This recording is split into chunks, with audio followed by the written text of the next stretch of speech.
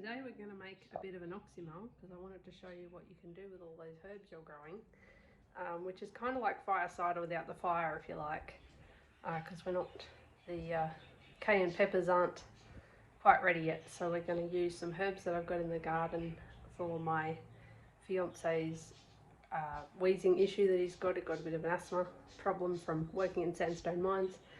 So we're going to boost his immune system and also use some expectorant herbs to bring all that stuff up out of the lungs and out of the body, so that it really helps to clear all that mess out of the lungs. And hopefully keep the snoring a little bit at bay, which is the benefit for me. I do take this as well. It is a good immune system booster and antimicrobial, antibacterial, antifungal because of the herbs that are in there. But I'll sort of go through a little bit of that as we go. But I thought this might be a good learning experience for you that maybe haven't done any sort of herbal preparations before. This is a really, really easy one. I know that some of you want to see some herbal extracts in alcohol. I will do that probably, but it is a really, really easy thing to do, and it's really, really quick. So I'm not sure I can make a 2-minute video out of that. Maybe if I explain what all the herbs do and stuff, I don't know. But anyway, basically with a tincture, if you like, you would put the herbs, usually dried herbs you would use, and then you put them in the alcohol and you leave them for a couple of weeks, and then you press the mark or strain them off, and there's your tincture. It's really, really simple. So this one is using, today we're using echinacea flower because I didn't have any elderberry flower, and yes, I know that most of the medicinal properties of echinacea are in the root, but there is enough in the flower to do this kind of thing. We're going to use some oregano as our expectorant and as our antimicrobial, antibacterial, antifungal. We've also got some garlic, which is antifungal and antimicrobial. And we've got some mullein, which again is an expectorant to bring all that stuff out, and some honey and some vinegar, which is your main ingredients, I guess, or your inactive ingredients for the oxymel that make it taste not so bad, because the vinegar is what we're using to extract the goodness out of the herbs, and the honey just makes it taste a little bit nicer, and also has some antimicrobial type actions and some soothing actions as well. So there's benefits to using the honey also. So let's get started. And I hope this is a good lesson for you that don't know anything about using herbs, and also for those of you who do know, this might be something that you can use too throughout cold seasons, because I know over in America it's winter over there, so you might be looking for something that's a bit of an immune booster. I normally would use elderberry flowers or elderberries, depending on what time of the season it is, but something's eaten all my elderberry flowers, so I don't have any at the moment. So we're just using the echinacea instead, and I think that that will work quite nicely. So let's get into it. We have all our herbs, our garlic and our echinacea flowers, our mullein, which has actually been dried. A friend of mine dropped some off, so I've got to go get some more for her the other day to be dried. So we've done that. We're going to use a little bit, and some oregano. So these are the herbs, and then we've got some locally sourced honey and some organic apple cider vinegar, because I haven't had enough apples on the tree yet to make my own. So they're the only two ingredients that I didn't actually grow here myself. We don't have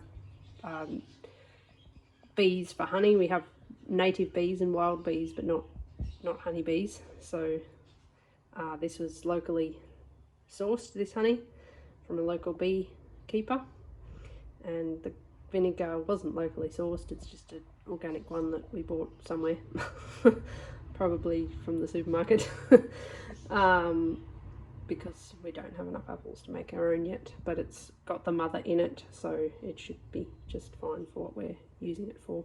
Okay, so this is going to be a that'll do mixture, because my scales have decided to go walkabout and I have no idea where they are, which is unfortunate because, you know, the whole weighing thing, SHEDWARS thing. But anyway, that's how these things go.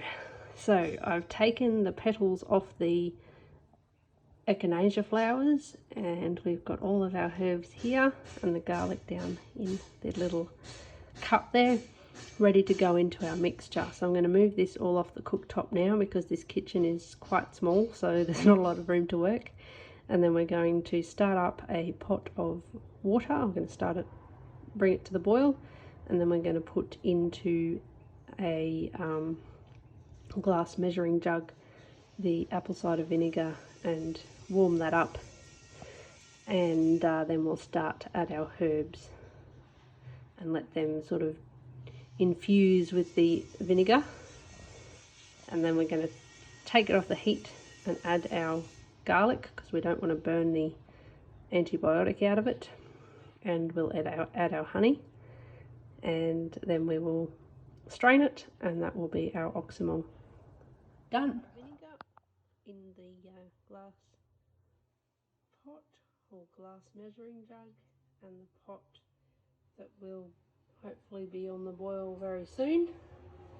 Just waiting for it to heat up and start boiling, and then we know we can turn the heat down a little bit and just keep it at a nice hot temperature and not burn the vinegar in the process. We have our oxymel. I just added the garlic when we were letting it cool down, took it off the heat and let it cool down after about 10 minutes of being on the heat with the vinegar and the herbs. And then I added the garlic and let it sort of sit with a cover over the top, just a tea towel over the top, for about 5 minutes. Then strained it, and then added half a cup of the honey to make it syrupy and sweet. And this will last us about 2 weeks in the fridge. Because I did use the fresh herbs, it does add that little bit of water content that sort of makes it a little bit less stable than if you use the dried herbs. And we will definitely be using it, so it should be just fine. And yeah, I'm not too worried about growths and things like that because of the honey and the garlic and the oregano in it. It should keep it from going bad too quickly. So there you go. That's our fire cider without the fire, the that'll do method, or the herbalist dose method, and that's what we'll be using for the next 2 weeks to keep the wheezing and the asthmatic symptoms at bay, and hopefully help with that snoring issue as well, keeping all those airways clear and clean. So there you go, nice easy oxymel for you. And we might go and have a look at the garden, at the plants that we actually used in this oxymel, and talk a little bit about them and how they grow here and all that sort of stuff. So see you in the garden. Here we have the echinacea plant, and really, well, I grew this one from seed originally, and what you've got to do with the seed is you've got to actually plant it in a pot or something before the first frost, usually, or at least just after it. And the reason for that is it needs cold scarification to actually start in the spring. And I've had a fair bit of success doing this. I've had about, I don't know, 50% strike rate from doing the seeds either just after the first frost or just before the first frost. Make sure you keep it moist, and then in the spring you'll have little echinacea plants starting. So you want to make sure that you do that cold scarification first. You can do it in the fridge and all those sorts of fancy things, but I find if I just stick it in either a seed starter or a pot or something like that at the start of winter, then by spring I've got little plants coming up. So there's your echinacea plant. I really don't look after this at all. It's just in the wood chips in the ground.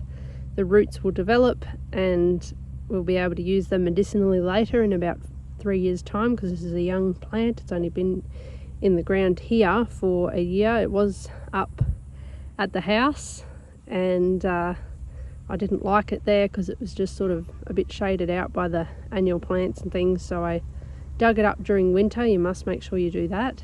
Dig it up during the dormant season, and brought it down here and replanted it, and that's all I've done. I don't fertilize this, I don't do anything to it. It grows wild, but they are endangered because they've been over foraged, because they're such a good plant. So if you are going to use echinacea, please grow it and don't harvest it from the wild, because they're quite endangered as far as the wild species. They don't grow wild here in Australia as far as I'm aware, but I do believe that in America they can be a wild plant. But please don't harvest it from the wild, grow your own.